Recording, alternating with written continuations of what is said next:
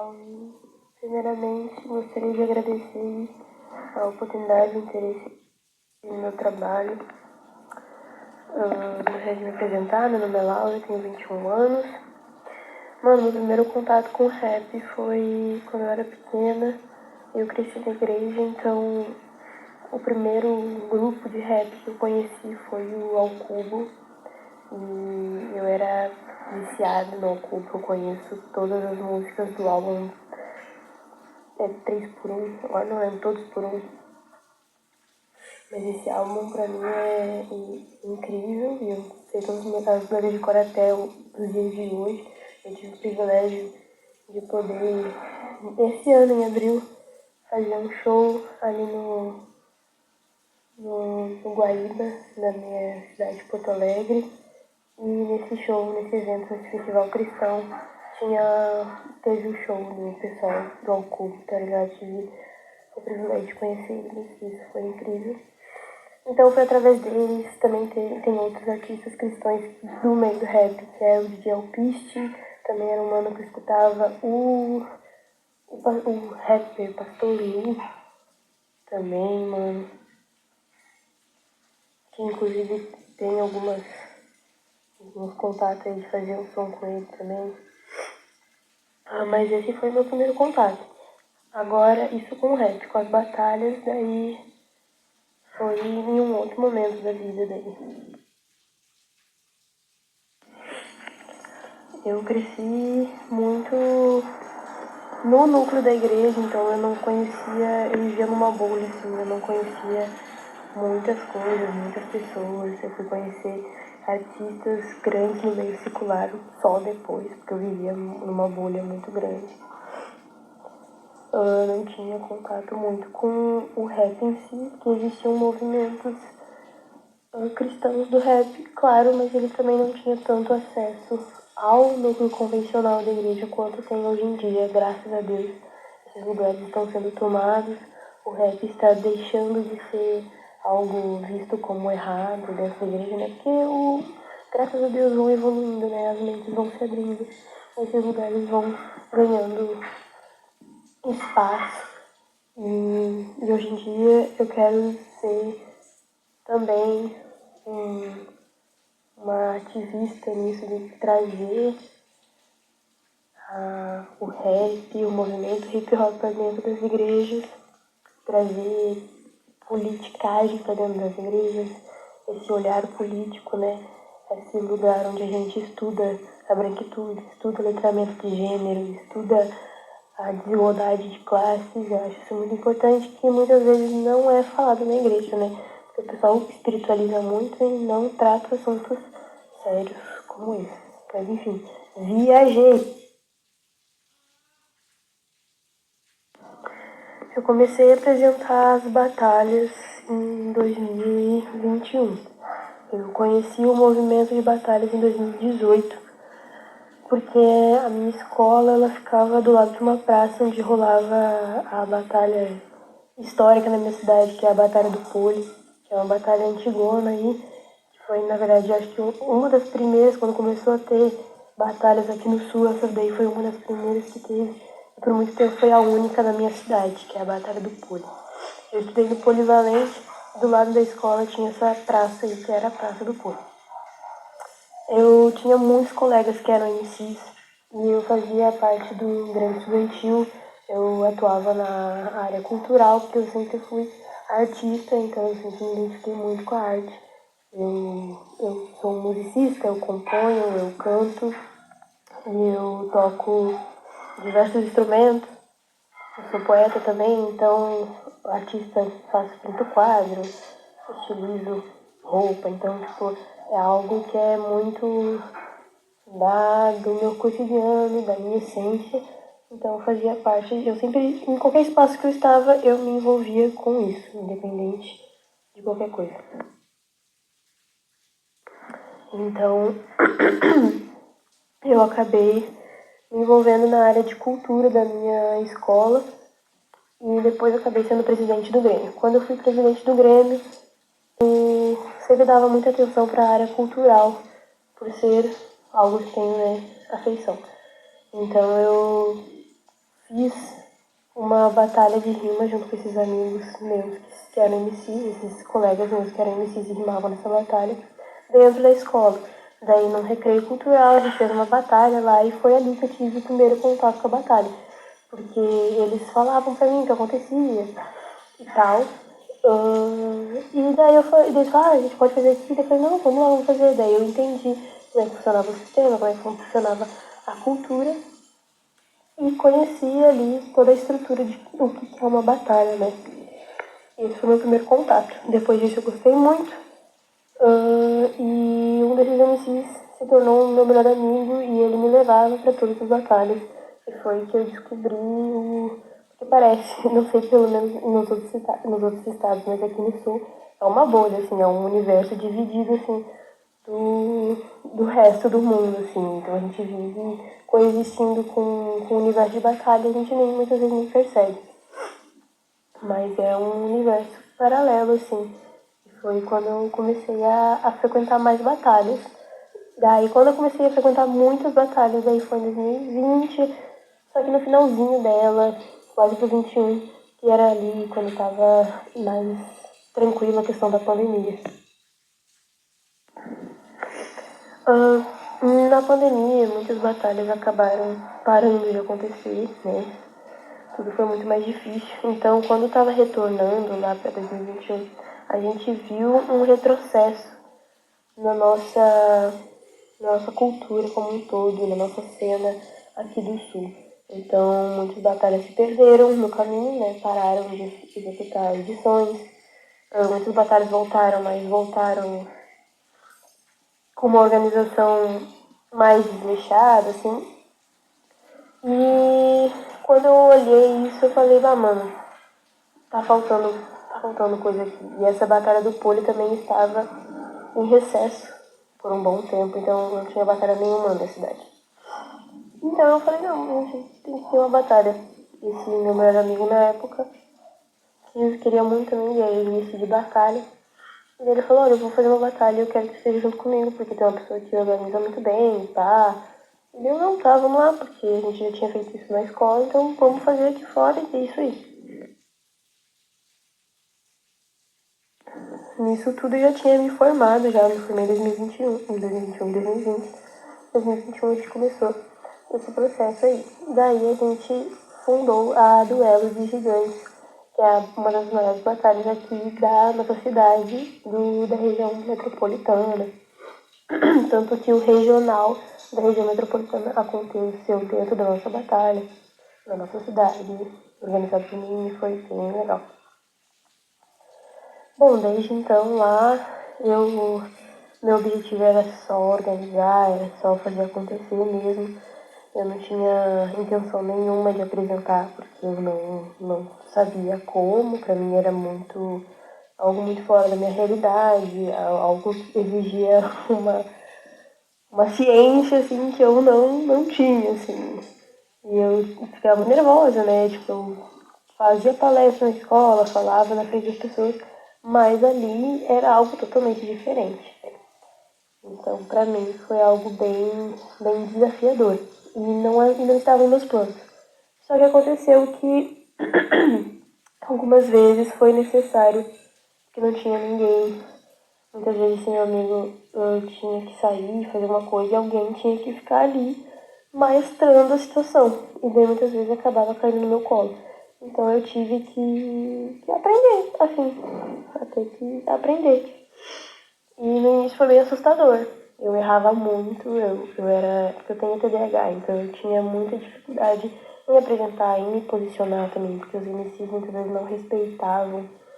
Tanto porque, né, é uma mulher ali, então eles não respeitavam muitas vezes quando eu falava deu ali o verso dele, quando eu chamava, então, ou enfim, qualquer coisa que eu falava ali, que o MC estava errando, tinha que mudar ali a postura. Demorou muito pra eu conquistar esse respeito, assim. E eu entendo, porque é um lugar onde a gente conquista o respeito, né?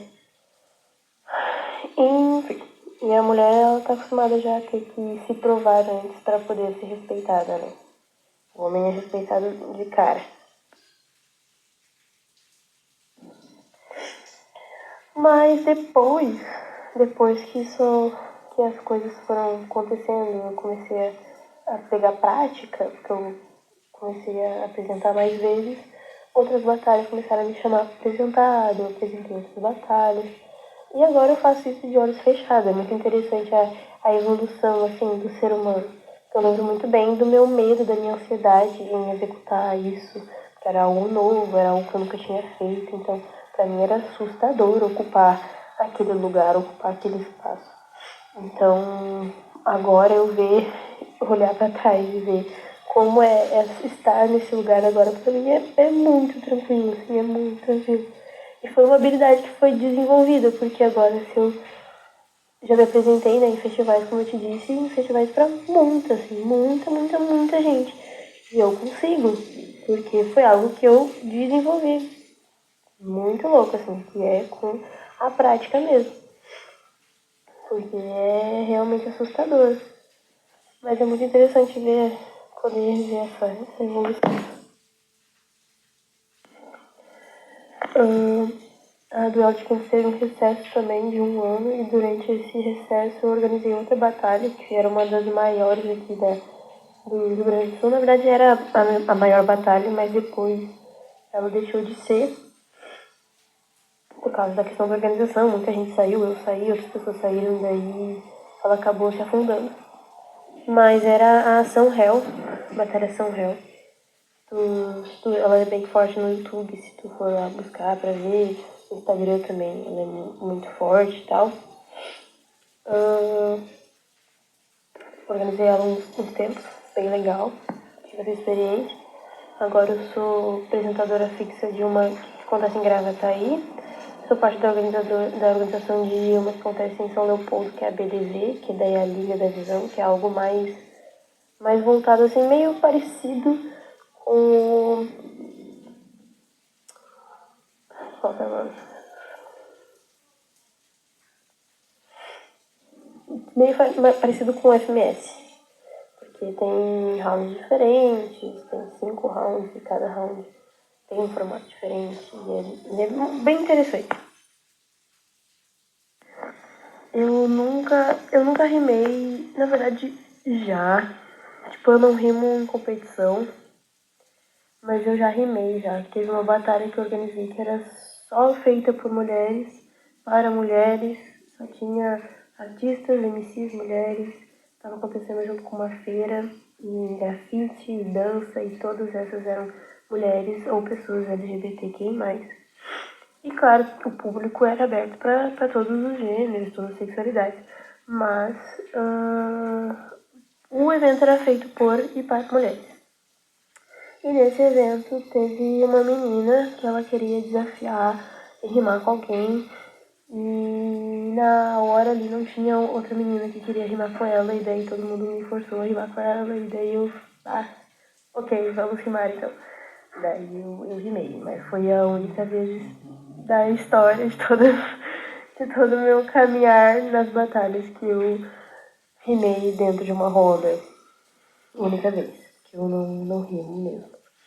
Eu rimo brincando com o meu namorado, que é MC, eu rimo brincando com os meus amigos, após batalha, quando a gente tá em casa e tal, ou antes de ir, quando a gente tá se arrumando. Já rimei já, mas assim, em competição, não, nunca. Mas eu já participei de slams, que é de poesia falada, e isso eu participo sim.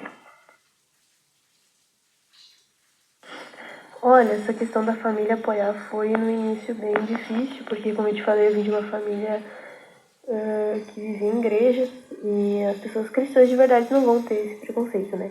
Mas a gente lida com muita religiosidade, uma cabeça fechada, o ser humano não é perfeito, né? Enfim. Então demorou um tempo até eles enxergarem algo bom nisso, entende? Porque além do mais vem todo um preconceito também. Eu sou uma pessoa branca, minha família é constituída de pessoas brancas, então vem toda a questão da branquitude, vem toda aquela ideia, né? O racismo, o preconceito por ser uma cultura marginalizada. Então no início foi complicado. Mas depois, quando eles conheceram de perto, viram quão linda é essa arte, essa cultura, o que ela significa e o que ela faz na vida das pessoas, a transformação, assim, eles me apoiam bastante, assim. Eles acham bem legal, eles vão no evento, quando eles podem. Enfim, estão sempre correndo quando a gente precisa de dinheiro pra apoiar, eles nos ajudam a divulgar, quando a gente precisa de doações, eles são bem parceiros. Mano, minhas inspirações no contexto de batalha. Eu sou uma pessoa que eu olho muito pra os de cá, tá ligado? O pessoal do sul. Eu acho muito importante, assim, estar vendo o cenário de batalhas no geral, acho muito importante também. Mas eu gosto muito, assim, porque a gente não conhece muito o pessoal do sul fora do sul, sabe? Então eu acho que minimamente aqui a gente tem que valorizar essas pessoas. Então as minhas inspirações são muito as pessoas que andam com a gente, as pessoas que são referências aqui no estado mesmo, que fizeram acontecer aqui. Até porque pra ser uma inspiração eu tenho que admirar quem tu é, né? Não só seu trabalho, eu sou uma pessoa que o trabalho e quem a pessoa é, pra mim anda junto, é muito ligado. Eu não consigo admirar o trabalho de um artista, mas saber que ele é uma péssima pessoa, eu não consigo. Então, esses artistas que moram longe, que são de longe, a gente consegue ter acesso ao trabalho deles, a gente não consegue ter acesso ao caráter deles, quem eles são de verdade. Então, por isso que eu não gosto de suprir e colocar as pessoas nesse lugar de inspiração. Mas, claro, a gente admira e respeita o trabalho de muita gente. Mas daqui, mano, o Pregador, o Mano de Guaíba, o cara organiza o estadual, apresentou um pouco do estadual junto comigo também. O cara, desde que eu entrei, ele me adotou assim. E ele é um mano que também cresceu na igreja, ele também é cristão. Cresceu na igreja não, mas ele é cristão, tá ligado? E ele foi, assim, uma inspiração pra mim, e ele continua sendo uma inspiração pra mim. Eu acho que vai sempre ser. E junto com ele tem a Negamari também. A Negamari, uma mina preta, referência. Por ela ser mina, eu me identifico com muitas coisas, assim, de que ela passou e que eu passo. E ela me ajuda muito, assim, porque ela tem uma vivência muito maior, muito mais, né, antiga na caminhada. E por muitas coisas que ela passou, ela vem e fala: ó, Laura, já passou, já aconteceu isso comigo. Errei nisso, nisso, nisso. Olha aí pra tu não errar nas mesmas coisas, tá. Ela me dá uma orientação muito boa, sabe? Eu admiro muito ela. A Areta também é outra mana aí das batalhas, que ela, hoje em dia, ela é a líder ali que fica na Casa de Cultura do Hip Hop em Esteio. E ela, junto com o pessoal, fundou, né, o primeiro museu de hip hop, eu acho que é o único museu de hip hop aqui da região da América Latina, né? Então, em todo o Brasil, o único museu de hip hop que tem é aqui no sul, sabe? E é lindo o museu e todo o projeto que eles fazem lá. Então, ela é uma pessoa que ela foi além, sabe? E é muito algo que eu quero fazer também. Eu não quero só organizar batalha, só organizar evento, mas eu quero algo sólido, sabe? E ela construiu algo sólido. Ela fez um museu, um lugar onde tu pode ter aulas, oficinas sobre os 4 elementos, onde tu pode executar eventos, pode executar as pessoas, as escolas fazem visita lá, fazem passeio lá, e lá tu conta a história de todo mundo, de todos. Quando tu entra lá, tu fica assim, ó, apaixonado, porque tu sai de lá com a mente e o coração cheio, porque tu conhece a história de muita gente, nomes que iam se esquecer, iam se perder, trabalhos que iam se perder, pessoas que devem receber o valor que muitas vezes pessoas que são artistas da arte convencional recebem esse reconhecimento, mas pessoas do rap não recebem, pessoas do hip hop não recebem, e neste lugar elas estão conseguindo ter esse reconhecimento ainda em vida. Muitos ainda não conseguiram, né, ter esse reconhecimento em vida, mas elas estão conseguindo mudar isso e trazer o reconhecimento para pessoas e artistas que estão ainda em vida para poder serem eternizados nesse museu. E isso eu acho um trabalho incrível, maravilhoso. Então, eu acho que essas são as 3 referências. E fora, mano, fora do estado, eu tenho alguns MCs que eu gosto bastante, que eu gosto muito da ideia que eles carregam, assim, o César, ele é um mano muito cabeça, gosto muito, tanto na questão musical também, porque eu também sou artista, eu também sou cantora, compositora, então, pra mim,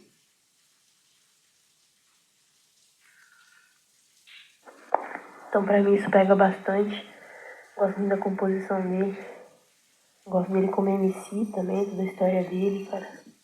90 é outro mano também. Mas assim, de questão de organização eu não conheço muita gente de fora, tá ligado? Eu até peco nessa parte, tenho que ver isso daí. Até porque é uma pessoa que fica também mais na surdina, né? Mas é isso, o pessoal aqui do sul é essas pessoas que me inspiram aí, mano. Responder a 3. Como você vê a evolução do cenário de batalha atualmente? Olha, mano, com a mídia, com a rede social e o boom, assim, do TikTok, a gente teve um retorno para as batalhas muito grande, porque muitas viralizaram do nada, então as pessoas passaram a conhecer a cultura hip hop, da hip hop não, mas a cultura das batalhas, né, em particular, pelas redes sociais e por esses vídeos no TikTok, né? Muita gente não fazia ideia o que era isso, não fazia ideia. E começaram a conhecer e a acompanhar pelo YouTube, pelas redes sociais, através desse boom nas redes sociais. E isso é algo muito positivo, claro. Mas também tem um viés em que as pessoas elas consomem a partir só dessa plataforma e elas não vão fisicamente, de fato, conhecer a história e nem carregam todo o respeito que essa cultura carrega, né? Eles conhecem, eles têm aquele contato muito superficial e muito, como eu posso dizer, hypado, de moedinha, né? Então eles não veem a realmente a importância e todos os elementos que essa cultura carrega. E eu acho que é uma responsabilidade nossa como organização, como MCs que fazemos parte do cenário, é mostrar essa importância, né? Só que também a gente sabe que a grande parte do público que teve acesso dessa forma, entrou para nossa cultura dessa forma, são pessoas adolescentes, jovens. Então eles não vão ter todo esse cuidado, não vão ter toda essa maturidade de entender que é muito mais profundo do que só uma batalha, né? Mas eu acho isso muito benéfico, porque muitos MCs conseguem viver a partir disso, né? Um dos casos que eu mais posso falar aqui, que é o do Sul, né? Que é o Chamuel. O Chamuel, quando eu conheci ele tinha 3.000 seguidores. E ele ia em todas as batalhas. Ele é pequenininho e ele era muito responsável, mano.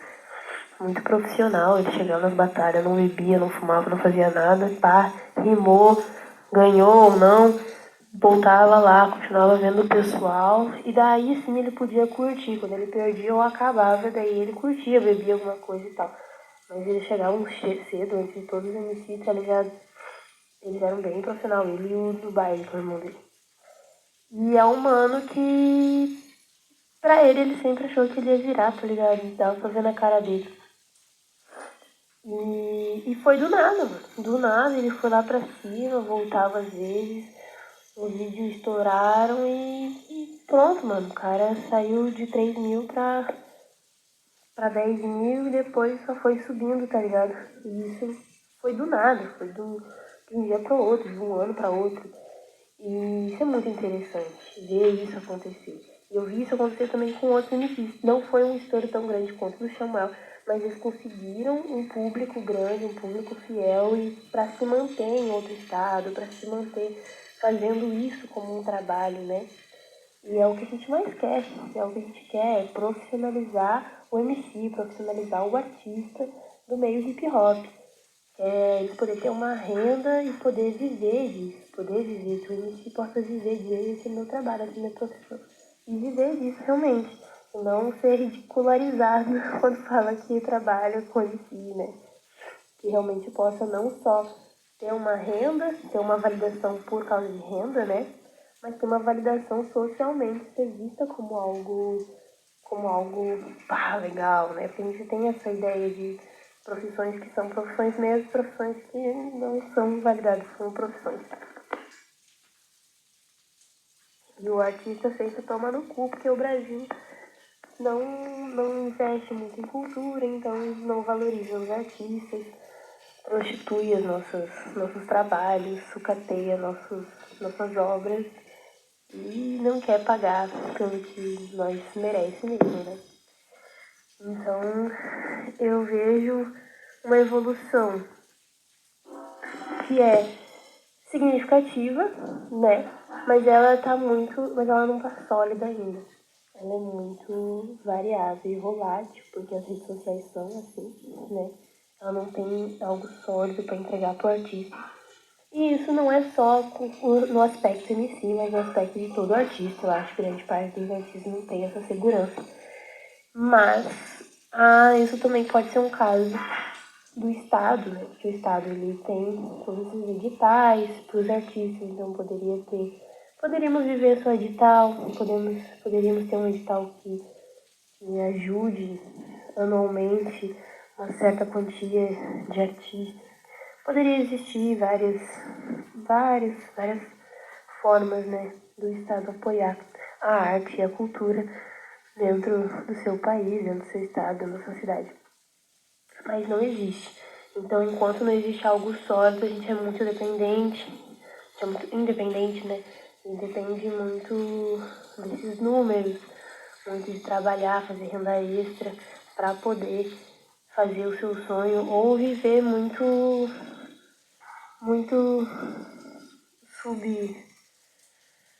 como eu posso dizer, uma qualidade não boa, né? Mas estar vivendo do sonho. Ou acabar não podendo se desenvolver e desenvolver seu sonho, pois está preso a uma CLT. Então eu vejo uma evolução que é possível algumas pessoas viverem da arte. Mas isso eu vejo muito só em São Paulo e no RJ, tá ligado? Aqui no Sul chega a ser engraçado. A gente ri da cara da pessoa se ela quer viver disso aqui, entendeu? É muito difícil. Olha, a fala das 6 até entra nas 7, né? Não sei nem o que dizer, porque isso a gente vê não só no meio das batalhas, mas em outras situações também, né? A gente entende que o núcleo do Brasil, tanto de questão de trabalho, né, está tudo em São Paulo, né? Então é reconhecido nacionalmente como uma cidade que os olhos todos estão para ela e tudo mais. Isso também pode ser um pouco sobre a união, talvez, do pessoal de outros estados, que o pessoal é mais unido, o pessoal apoia mais os seus artistas locais, talvez tenha isso, que é algo que está mudando bastante aqui no Sul, a gente está conseguindo olhar mais um para os outros, finalmente, e estamos conseguindo dar palco para os nossos artistas, de valorizar eles, e não só valorizar quem vem de fora, né? Ainda tem muitas evoluções para acontecer nesse sentido, mas a gente está se encaminhando para isso. E não sei, mano. Acho que é algo que está aí, que acontece. SP, RJ é sempre o núcleo, o pessoal vai. Muitas vezes daqui tem que ir pra lá para poder estourar. E é triste, é difícil, é ruim, mas não sei se isso vai mudar, se isso pode ser mudado. Eu acho que o pessoal poderia buscar saber mais, né, da cultura, do cenário de outros estados. O que acontece muito é que quando nossos MCs saem daqui do estado e vão pra lá, eles não são muito bem recebidos por causa da fama do estado. E isso é triste, mano, porque nosso estado já é reconhecido por ser um estado preconceituoso e opressor. E a gente, como hip hop, como pessoas do meio hip hop, a gente tem que sobreviver aqui. E a opressão é 1000 vezes mais com a gente. E onde tem muita opressão é onde mais tem a revolta e a revolução. Por isso que tem muitas leis, muitos movimentos criados aqui no Sul que são humanistas, que são do meio hip hop. Por que que o primeiro museu do hip hop é aqui? Por que que o feriado do 20 de novembro foi, né, validado aqui? Então tem muitas coisas do PT também que veio aqui. E o pessoal aqui do Rio Grande do Sul nem é tanto assim de direita, quem mais é o pessoal de Santa Catarina, só que acaba manchando tudo. Mas enfim, a gente, mesmo tendo essa guerra, essa luta, a gente tem que lutar 2 vezes mais, porque a gente já luta para sobreviver minimamente aqui, porque muitas coisas, muitos projetos nós somos barrados, total. A gente não tem espaço, né? A gente não tem esse retorno financeiro. A nossa arte, ela é muito marginalizada, ela é muito jogada para escanteio, ela é muito abraçada só para dizer que eles são pessoas que apoiam, mas não apoiam, é só pra ficar bonito na imagem. E isso acontece muito, eu sei que acontece em diversos estados, porque a gente tá num país que é racista, né? Num país que é colonizado. Mas aqui no sul é um nível maior que acontece, então a gente tem que lutar contra isso. E quando a gente sai do nosso estado, a gente tem que lutar também, porque o pessoal nos coloca nessa caixinha. Então a gente tem que lutar e correr 2 vezes mais. Então a gente tem que viver se provando ser do hip hop, viver se provando que a gente não é o que nosso estado faz. E isso é muito cansativo, porque todos os nossos MCs, quando a gente vai pro estadual, quando a gente vai pro estadual, quando a gente vai pro nacional, a gente percebe isso. Existe muito ataque ao nosso estado. Então, é algo até hipócrita, porque muitas pessoas, a gente teve muitos representantes pretos que foram em nome do Rio Grande do Sul e lá no Nacional foi falado sobre racismo contra eles. E eles, tipo, mano, sou preto, tá ligado? Eu vim do Rio Grande do Sul e daí tá dizendo que eu sou racista porque eu vim do Rio Grande do Sul, mas o mano sofre aquilo na pele. Então, sabe, são coisas até sem nexo que as pessoas colocam em cima da gente por causa do Estado. E eu acho que isso existe muito porque o pessoal tá muito nessa bolha do SP e RJ e não conhecem realmente os artistas e a realidade de cada pessoa, não só no Rio Grande do Sul, mas no Nordeste, se a gente for ver em outros estados, em outras regiões. A gente precisa abrir nossos olhos e conhecer, né, outras realidades, outras culturas, outras cenas, outros cenários de batalha. Acredito que no momento que isso acontecer, vai descentralizar um pouco. A gente vai conhecer muitos artistas, muitas novidades, muitos movimentos que a gente não conhece ainda e a gente vai conhecer. Porque acaba a gente também vendo sempre muito mais do mesmo, porque a gente não corre atrás de outras fontes, né? A gente fica ali só em SP e RJ e não conhece outras coisas novas que a gente pode estar se alimentando e conhecendo, outros artistas incríveis, outras formas de pensar sobre um conceito que vai ser visto só a partir de uma cultura específica de um estado. Então é muito interessante a gente desfocar aquilo que a gente absorve, aquilo que a gente assiste, aquilo que a gente acompanha, que a gente possa estudar também outros cenários. Ah, mano, a 8 é complicado. A 8 é bem complicada, porque as pessoas, elas estão cansadas de ouvir o, abre aspas, o mimimi, fecha aspas, sobre o machismo e tal, sobre as mulheres, sobre a desigualdade que a gente sofre e tal. E acabam desprezando quando alguma menina traz esse assunto durante a batalha.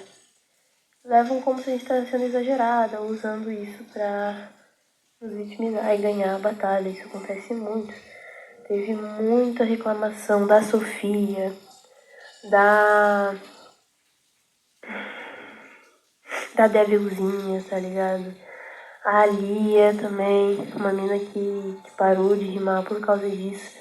Porque quando começa a rimar com as meninas, elas começam a ter teor sexual sempre, sempre. Isso até quando elas não jogam, falam sobre isso, os homens trazem isso, né? E é muito difícil, porque quando elas tentam falar sobre, questionar sobre, eles diminuem aquela luta a algo, ai, tá chato, tá incomodativo, mas é que as coisas elas têm que ser repetidas, porque se elas estão acontecendo, elas vão ter que ser repetidas. E óbvio, é chato, óbvio que é chato ser incomodado, óbvio que é chato, porque é um padrão, esse foi estabelecido. A gente vive numa estrutura que é machista, a gente vive num país patriarcal. Então, é óbvio que tu tá acostumado a pensar do jeito que tu pensa, a agir do jeito que tu age. E é desconfortável tu mudar isso. Então ninguém quer ficar sendo apontado, ninguém quer ficar ouvindo a palestra, porque não quer mudar, porque é muito confortável se manter no erro, é muito confortável se manter pensando do jeito que pensa, é muito confortável não ter que ir lá pesquisar, não ter que ir lá ver vídeo, não ter que ler sobre letramento de gênero. É muito confortável e ninguém quer fazer esse movimento. Só faz esse movimento se tu é vítima. Fazem o movimento de ir lá buscar falar sobre branquitude, ler sobre o racismo, porque faz parte da sua vida, da sua realidade, porque eu vou ser respeitado ali no hip hop, porque é um movimento preto e tal, então eu tenho que pesquisar e falar sobre isso. Mas o hip hop é um movimento que busca lutar por minorias, busca lutar por igualdade, é contra a opressão, é contra o preconceito. Então a gente está falando de algo no geral.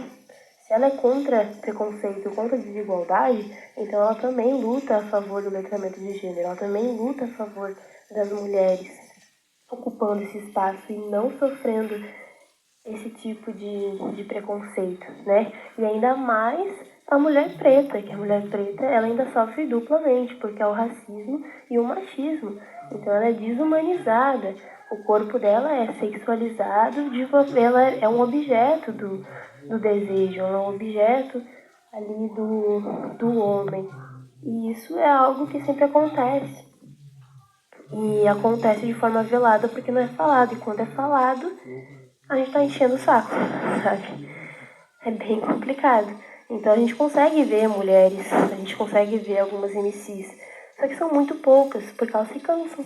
Como a gente pode ver, é sempre. E tu vai ver os comentários dos vídeos, tu vai ver o pessoal, o que eles falam.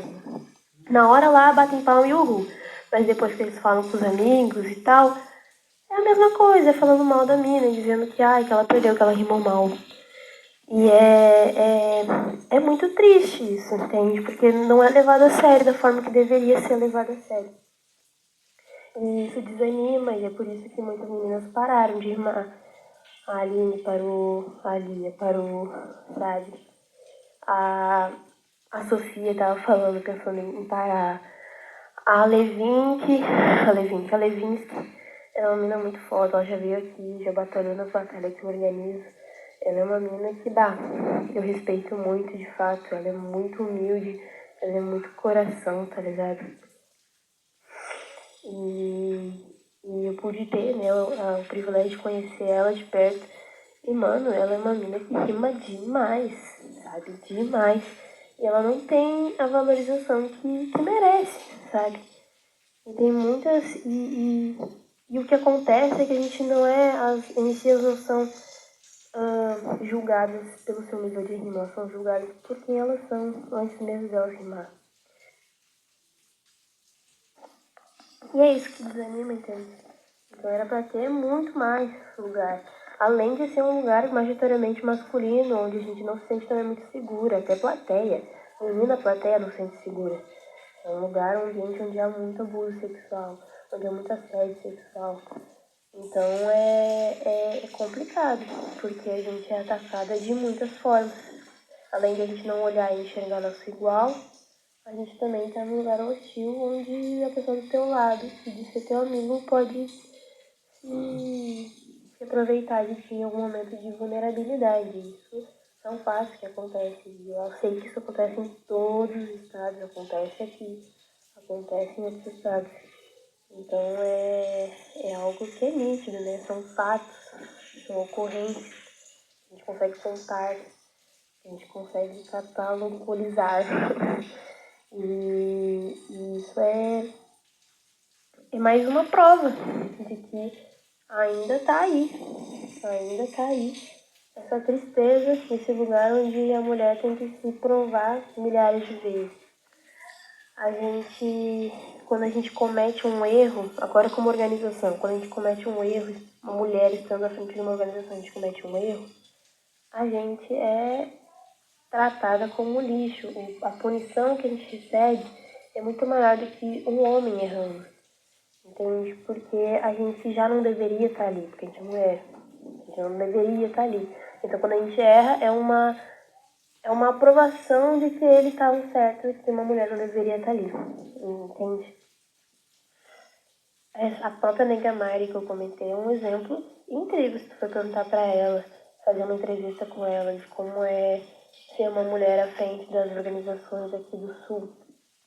Porque ela tá à frente do estadual, a Mari. Então o pessoal de família de rua fala diretamente com a Nega Mari.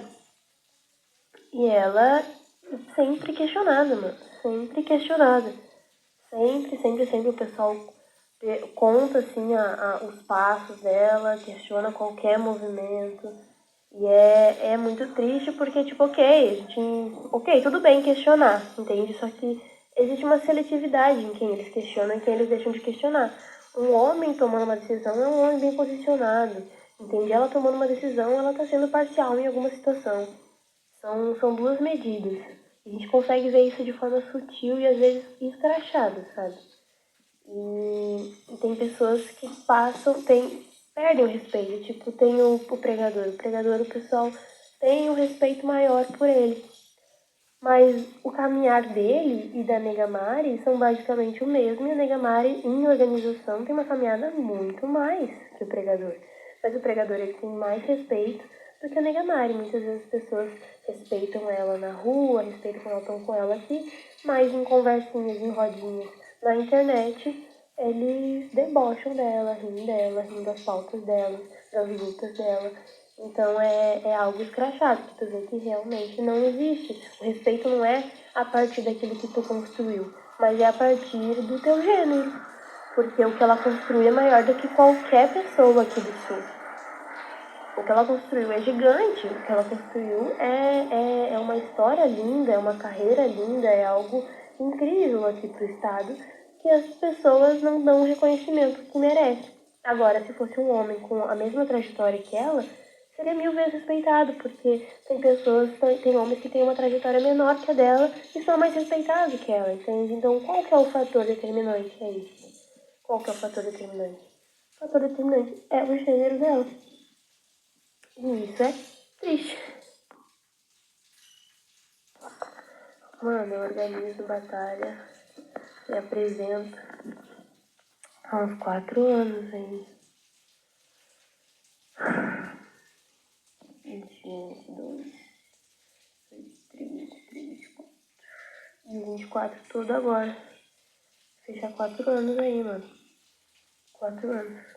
Organizando e apresentando. O que não é muito. Na verdade não é muito. Mas já deu pra viver aí bastante coisa. Deu pra construir bastante coisa legal também. E tamo aí na luta ainda.